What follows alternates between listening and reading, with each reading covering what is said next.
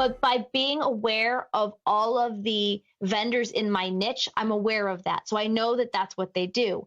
So being able to be aware, sometimes you can't get direct purchase from the manufacturer. Even Target can't. They will only sell through distributors. So you have to go that route.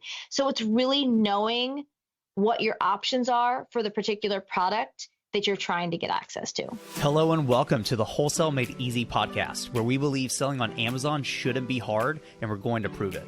My name is Dylan Carter, and I'm one of the co-founders at VendDrive, a tool that helps Amazon wholesale sellers streamline their businesses, stay organized, and land more profitable accounts. I'm sitting down with other successful wholesale sellers, and together we're sharing lessons learned and what it really takes to succeed with wholesale. Today's guests are Kristen and Amy of MommyIncome.com. Kristen and Amy are two dynamic Amazon selling moms who dedicated their energy to helping others start and scale businesses on Amazon using strategic bundling practices. Now, combined, they have 22 years of experience in e-commerce. In this episode, we dive deeper into working in partnerships, the exact bundling strategies Kristen and Amy use, and a ton more. So let's get to the episode. Yeah, that's so true. I remember thinking, because I kind of had a similar false mindset about wholesale. I was like, no, that's for big players. You got to have, tens of thousands of dollars in cash ready to go. You got to be rocking a power suit. Like, none of that is at all true. It is honestly such an easy thing to get into, and you don't need as much as you would anticipate you would need. I love the question that I get probably once a day, Dylan, like, how much do I need to get started? As if I say $10,000 and you have two, you magically have an additional 8, right? Like, you have what you have. I had 1,500 and some credit cards. You make it happen, right? And you're going to have things like MOQ, so minimum order quantity. But, from my experience, they're not that high. I thought they would be 5, tens of thousands of dollars, and they're like hundreds, maybe 1,000. So MOQs really aren't that big of a hindrance. Let's kind of shift gears over to the sourcing, the bundling side. Walk me through, how do you guys approach the research side of things, right? This is like a big sticking point for a lot of people is, great, I get the mechanics. How do I start? So we've created a bundle creation framework that we work from, that basically we sat down and we're like, all right, we do this naturally. We've been doing it for a while, but if we had to explain it to a 10-year-old, with no offense to anyone, but just like, how do we bring this down into a step-by-step process? And so Amy and I just had this jam session where she would ask me questions and I would throw answers out there, and then I would answer questions, and we'd go back and forth. And then we just built this step-by-step thing of what we did to create bundles. So, it starts naturally with solving a problem. A lot of people think that bundles or bundle research starts with products, and it really doesn't. It really starts with solving a problem or meeting a need in the marketplace that's not met by another set of products. And so that could be a variation. It could be a combination of different products. It could be a multi-pack with varieties inside of it. There's all kinds of different things, but you have to solve a problem or meet a need. Otherwise, you're going to get buried in competition. And so you have to really start with thinking about with retail arbitrage, like you said, transactional, it's about widget selling, it's about data. How often do you scan something in a store and think about the person that's buying it? So you don't. And so shifting your mind into the bundle and research is thinking about, who's going to, you can have product ideas, but who's going to buy this? What are they going to use it for? Where are they going to use it? Are they giving it as a gift or using it for themselves? Is it, all those different things that you think about go into the first step of the research process, is thinking about the who, what, when, where, why, and how of the product and where it's going to be used and how, and then moving forward from there. And the first part to go alongside with that is you're understanding who your customer is, but we always encourage people to start with their knowledge bank. Start with a place that you already know. If you haven't sold or had any interaction with toys, don't start there. If you understand, Kristen always throws me under the bus, not throws me under the bus, but talks about me as far as, I'm a rock climber. So I know about rock climbing. And so I could tell you all the things you need to get started, or all the things you need when more advanced climber, or bouldering, and all those things. So if you have a knowledge bank, we each have our own knowledge banks that we've built up over our years of life. And so we have a unique perspective on the products we can bring to the marketplace. And so we encourage people to tap into that, because if you're trying to tap into, I don't know, let's talk about cake decorating. My brain just fizzles because I have zero. I just made a cake for my daughter for her birthday this weekend, and it was fine. She thought it was the greatest thing ever, and it was kind of lopsided. But anyway, I mean, the reality is if you can start with something you already know, part of your research is already done because you know the keywords, because you understand the uses and the functions, and a lot of this stuff is already done and built in to what you already know. So your research process becomes easier because you're not trying to learn in a completely new niche that you know nothing about. That makes so much sense. And it's, to me, I see a big shift in a kind of I guess a trend where wholesale is starting to lean somewhere between like the traditional view of wholesale and private label, because now it's less about what's already doing well. And that's a great strategy. You know, that's kind of how I got started. But now it's thinking, how do I bring new things to market that I can have more control over from a successful standpoint, right? So now all the tools that were previously available and only really useful for private label listings can be applied to bundle listings or a listing that you bring to market that wasn't on Amazon previously. And so I like that you're starting with a problem, a pain point, and then you're working in reverse engineering that to solve it. So, which is vastly different from what I'm used to. You still have that research side on Amazon. You're looking at the market, you're analyzing it, you're finding those opportunities. But then, and correct me if I'm wrong, but then it seems like once you have that kind of tested out, now you're finding a supplier that can fit that bundle idea. Is that kind of how you're processing that next step? That's part of how you go through the next step. So if you know and you find your niche and something like Amy was saying, rock climbing or cake decorating, for example. That's funny that she brought that up because I've been a cake decorator for years. And so I took a couple of professional classes, whatever. So I know products. I know what's out there. I know what would solve my problems and things like, oh my gosh, I wish I had. If you sit around in your own hobbies, your own ideas, and then you say that, I wish I had this, or wouldn't it be cool if they made this product? That's where you immediately go and think, what can solve that problem? So when you go there, you start looking at what's available. You can look at that on Amazon and reverse engineer how to find the manufacturers for that, or you can go to trade shows based on your particular knowledge bank and look for products that way. But like you said, like I back in the day, I called bundles the poor man's private label, because it really was putting together bundles from retail arbitrage items is how we started. And like thinking, oh my gosh, this is a match made in heaven. I used to sell Shopkins, little Shopkins toys. And one of my first bundles was 2 sets of Shopkin toys and then a carrying case that goes with it, an organizer carrying case. And it was all retail arbitrage. And when that did well, it was like, oh my gosh, how do I recreate this kind of a thing? And so thinking through even one product, if you find that's very lucrative, and thinking about all the things that go along with that. And then, looking for, you can Google image search who manufactures that item and go from there. Or you can actually go to trade shows and see what products are available and talk to them.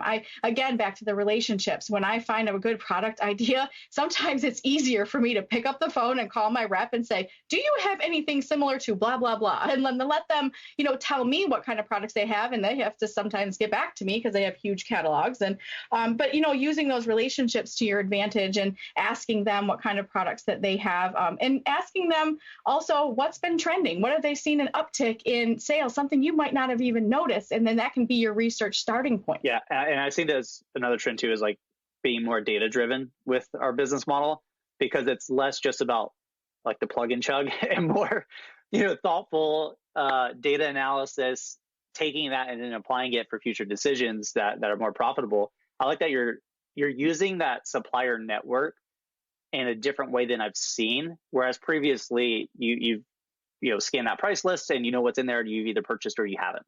But now you have this beautiful network where you could just reach out when you have an idea and say, I already have access to that. That's perfect. And I'm going to go to your point of scanning price lists. I've never scanned a price list. And honestly, we see oftentimes the data can tell you vendors are horrible about putting their items on Amazon. It's usually vendor name, SKU number, irrelevant information, Yes. Then what the item is. So guess what? Your first 50 characters are completely irrelevant to your buyer, which is going to completely screw up Amazon's algorithm. Yep. We have been able to, Kristen actually got this. How are you selling so much more product on Amazon than we are? Because we're better at it than you are. Right. That's kind of what we do. Yeah. But this is why we wanted to partner with you, because you can't just throw your product listings up there on Amazon. It's like, if you build it, they will come. You actually have to put thought and energy and effort and keywords in the right place, and different things. So it is very important to utilize all that. Again, we do things much differently than everyone else does. People ask us all the time too, how do you get your bundles to get organic traffic, and do you pay for PPC ads? And we do all of the research and work up front so that we don't have to pay for PPC ads to get traffic to our items. We use organic keywords, and we craft our listings very carefully and deliberately, and we keep an eye on them. And we don't need to throw a bunch of money at PPC ads, because we're selling what people are already buying, and we're selling what they're looking for. We use, Merchant Words as our favorite keyword tool, and we use things like that to see what the buyers are searching for, and then basically serve it to them on a silver platter. They're asking for it. See it on Merchant Words. They're asking for products. We're just hand packaging them for them. Oh, it's so clear cut. I love it. I mean, it's so funny, because it's like, I hate to use the word like basic, because that's not meant to like downgrade it, but like, it's traditional business sense, right? You find a demand and you fill that demand. And you two are doing it in such a great strategic way. And wholesale is 100% an upfront game. I cannot stress this enough. Whether you're doing it from a bundling standpoint, the quote unquote old school way, I guess you can call it now, because you two are changing the game, or have changed the game, should I say? But it's a lot of work up front. Whereas RA is, again, it's transactional. It's right there in your face. You make the transaction and you move on. But with wholesale, it's a lot more data analysis. It's a lot more crafting things before you even have a supplier. Now, are you two focusing, and I would imagine it's a bit of a mix, but do you focus more heavily on having direct to brand accounts, or do you focus a lot more on distributor accounts? We have a mix of both. Okay. We have some that we've spent time courting to be able to have the ability to sell on Amazon. And we have others that are open accounts that anyone can sell on. And so it really depends on the product, and it really depends on what we're looking for. We're looking for something that fills the demand, less about what kind of vendor it comes from. If I have a vendor that is a distributor of products, I have one vendor that has its own line of products, but also carries the lines of a number of my other vendors. So I know that I'm not going to buy those particular products from them because they are a distributor. There is a markup. But by being aware of all of the vendors in my niche, I'm aware of that. So I know that that's what they do. So being able to be aware, sometimes you can't get direct purchase from the manufacturer. Even Target can't. They will only sell through distributors. So you have to go that route. So it's really knowing what your options are for the particular product that you're trying to get access to. Yeah.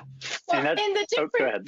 Oh, sorry. I was like, the difference between what we do and what other people do specifically, talking about data-driven and price lists and wholesale, and how this is a little bit different, is that we also play a margin game and not a volume game. A lot of time with wholesale, people are they have thousands of SKUs and making pennies on the dollar, and they're pushing volume, 5,000 units of this, it's 100 units or 100,000 units of whatever, and at 10 cents each.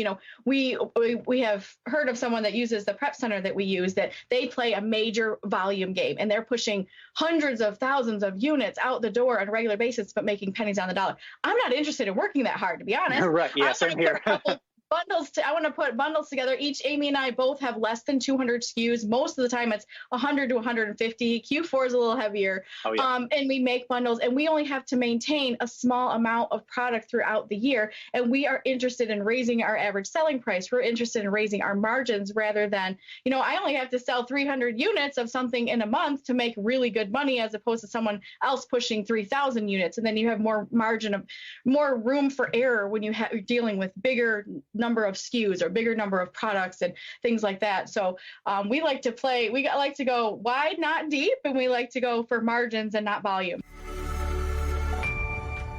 Today's episode is brought to you by GoAura.com, our AI-based repricing tool. If you're ready to take your sales to the next level, repricing is the way to go. No more manually adjusting your prices each day. Let our AI actually do the heavy lifting for you. And if you're sick of repricing tools dropping their activity and leaving you in the dark, Aura can help. With smart repricing strategies, an optimized platform, and instant repricing, Aura both reprices faster and holds the buy box for 65% more time than competing repricers. If you're ready to experience repricing reimagined, head over to goaura.com to start your 14-day free trial. Yeah, that makes a lot of sense to me because that's the way I like to approach it too. Because like, why do all that work, like you said, for 10 cents, right? I get the volume game. I understand it mathematically, of course, but it is a lot more work and there's a lot more logistics going on. There's a lot more margin for error. And so that's why I'm a huge fan of strategically structuring your buying criteria, because there's a lot of things that are technically profitable that I'm just not going to move on because it doesn't meet my strict buying criteria, because I don't care to have 1,000 plus SKUs when I know that I can be doing 6-7 figures with a handful of them. So what does your buying criteria kind of look like? I assume it kind of shifts over time. Q4 is a little bit different. Do you have like a static kind of buying criteria you kind of focus on? Well, for as far as when you're looking at a bundle, you're obviously looking at a lot more components than you would on a straight item, but we're still looking for the same return on investment that we would get when we were doing RA. I don't want to make less than 100% ROI. And in my business, I don't bring anything to the market for less than $19.99 at this point. I still have some bundles that are older that are doing their thing that are less than that. But my goal, as with Kristen, is to raise my ASP. I have more margin in pricier bundles than I do on something that I'm selling for $12.95. Can I make $4 on a $12.95 bundle? Sure, I can. If I do the volume game, but I don't want to work that hard. I would rather sell more at $49.99 than at $12.95. And so being able to look at it that way. And I think the same thing is, when you realize with bundling can be labor intensive, we did everything in-house up till about 2.5 years ago, when we started using a prep facility that really helps us. And they actually created their prep facility for bundles. Like, it was a friend of mine that it was an Amazon seller, and he approached me and he said, listen, can I try this bundle thing out, prepping your stuff for free to see if it works, to see if I can actually make a real prep center and actually make money and you can make money and whatever. I was like, why not? Like, let's see what happens, because we were overgrowing our in-home operation here. And we even knocked out a wall and had more space. But we also knew we didn't want the lifestyle of the overhead of our own warehouse and a manager and being stuck. We were stuck. We built ourselves kind of a prison in a way instead of freedom, because we had to be here to receive all the pallets and we had to process the inventory. And although we were making good money, it was like, this is not what I signed up for. And so with the prep center, it freed our time to be able for them to do that. So we build those types of things into our margins to have somebody else doing it. So now we're placing orders, sending emails, and we're going on vacation for the next 14 days. And we don't have to worry about shipping and receiving and bundling and packaging and tape and cardboard, because someone else is doing all that for us and making it very affordable. So we build that into our margin price as well. And so we kind of have to look for something that's, bundles that have a lot more wiggle room, because we're building that prep center fee into it, but it's so worth it. I wouldn't trade it for anything. I don't think enough people think about it from that perspective, because I mean, Amy, hearing you say 100%, I'm like, my 30% is embarrassing. But you have to build in enough margin for stuff like this, because what you might not realize is, you're getting 30%, or let's say you're getting $1 or $2 per unit. And that might seem great, but when you factor in your time, you're making less than minimum wage sometimes, right? And so this is why, I structured mine the way that it did, and I factored in that time, like how many hours per week am I working, and what am I actually making per hour? Because unfortunately, there's a lot of Amazon sellers that would make more money by just having a job and doing this on the side, and we don't want that, right? And so a lot of, especially newer sellers, I see this a lot where they don't go above the $25 mark. They're like, no, it's too expensive, quote unquote. That's what I hear a lot. They're afraid of it because they're afraid of the investment on the front end. Yes. I can feel that, because there was a time in my Amazon business, Kristen will laugh at me for this, where I was afraid to spend $50. Like to go into No. a store and spend $50 was Right. intimidating and scary. I was like, and now Chris is like, what's the worst that could happen? And now I can sit down and spend a couple $1,000s with one vendor and not bat an eye. But it took time to get there. I'm not saying you're going to necessarily be comfortable. Well, Kristen might be, but there's also a different risk tolerance. And so you have to understand what your risk tolerance is, and your risk tolerance will evolve as you grow more confident in what it is that you do. So as I've gone from I don't want to spend $50 at Toys R Us to being able to be very confident because I've done the research, all the data points to the right direction that this is a good thing to go. And so it's just that being able to understand where you're at and how you can grow from there. Kristen is always pushing me out of my comfort zone and being my parachute in that transition, in that move into something new and different. And that's why having an accountability partner has been such an asset for us, because we have that support structure so that when we do take that step. So my first wholesale account that I got, $500, not a big deal, nothing crazy. I sold a total of 0 products out of that first order. 0. It all got donated. So I actually really lost a lot of money if you factor in Amazon fees and all of that. If I had gone off of my first wholesale order, I wouldn't have the business that I have today, which is 100% wholesale.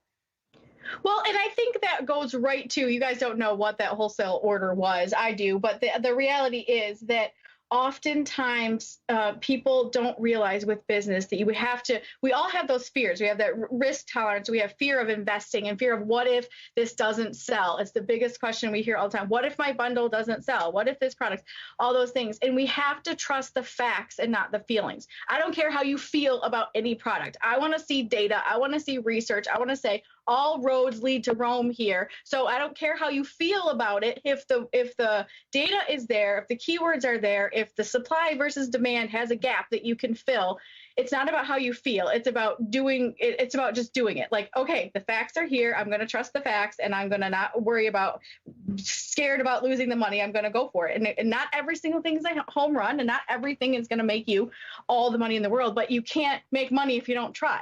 You can't make money on wholesale or a bundle if you don't actually get past the fear and trust the facts. You are speaking my language. It's just got me so excited because it's the same stuff I've been saying. Like, risk mitigation needs to be built in to the research side. So when you go to place a restock order, you've looked at where the risk is, and shifting your mindset from reasons why you should buy inventory to why you shouldn't helps a lot, because too many people, it's confirmation bias, and we're just trying to factor that out, right? So many sellers like, yeah, but it looks great. I'm like, but why shouldn't you buy it? Like, well, why would I want to think about that? Because you don't want to risk. But at the same time, there's always risk, and you're going to lose. I don't care who you are. Everybody loses at some point. Like, Dylan lost $2,000 on an order, and that was super painful in the first 4 months of figuring out wholesale. But I learned, and to Amy's point, I could have easily said, you know what? I just can't figure this out. I lost, game over. Not the case, though. We're playing an infinite game here. That means I get another at bat. And as long as I have more at bats, I can keep going, and I can take that knowledge. So if you've recently lost on inventory, go back and analyze what you didn't see. Go research that and figure out what you missed, and then build that into that framework moving forward. So every time you do mess up, you don't do it ever again. It's a beautiful framework. It is. And the reality is, every single time you do anything, whether you're scanning the shelf in RA or you're falling flat on your face with a new bundle that you brought to the marketplace, if you're not learning from that, you're not growing. And so I now have one question I ask myself for every single product I now bring to market based on that first wholesale order. My first wholesale order was an item that really couldn't sell online because it wasn't something people could understand from a picture online what it was and what it did. Without a whole lot of explanation or video, which wasn't an option, it wasn't going to move. And so now every single time, will somebody be able to understand what this does and how it functions online by looking at a picture and reading the description? If the answer is no, I move on. I don't have a brick and mortar. I don't have a point of sale. I don't have that. So I need to understand that. And so that was a really valuable lesson because it's prevented other failures down the road. Well, and I think another thing that people, skipping all the logistics and the wholesale and all that, we could talk about that till they're blue in the face. But at the end of the day, people have to ask themselves, why are you doing what you're doing? What are you here for? What is your end game? What is your in a perfect world?